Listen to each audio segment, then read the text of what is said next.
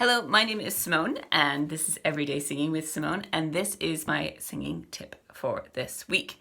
I'd like to talk about the joy of singing because every time I sing, I'm happy. And that may sound pretty elementary or kind of simplistic. And what if you would be willing to sing every day?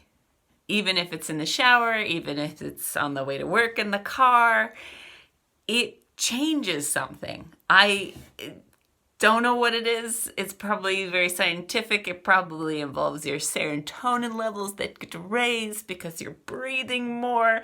Maybe it's the vibrations in your head that are setting off your synapses. I don't know.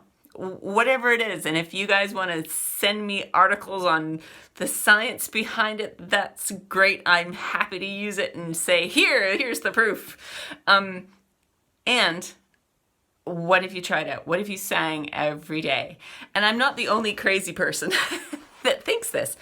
Many of my students have said to me, I was feeling really down, and then I came for my singing lesson and I feel really happy, and I have a new lease on life. Or I was down and I was at home and I started singing, and then I started smiling, and then blah blah blah blah. A little bit about me: I was going through a rough time in university. This is years and years and years ago, where I had a relationship broke up, and I was like, and I actually couldn't make myself sing at the time. I could play piano and be very emotional about it, and I just play and play and play. And that's another good outlet, is, playing another instrument if you need to get all the angst out. And then, because I couldn't be miserable. And I mean, at the time, it was really important to me as a performer, as an artist, to feel all the pain and the drama. I wasn't being real. I wasn't being an artist if I didn't feel it all. Where I've sort of given that up now, and I get over myself a lot quicker, and I look for things to bring me up and look for things to bring me joy and do things that make me joyful, rather than wallowing in my bed, which was much more interesting to me at one point in time. And that's not to say that in moments I don't, let it go and just wallow.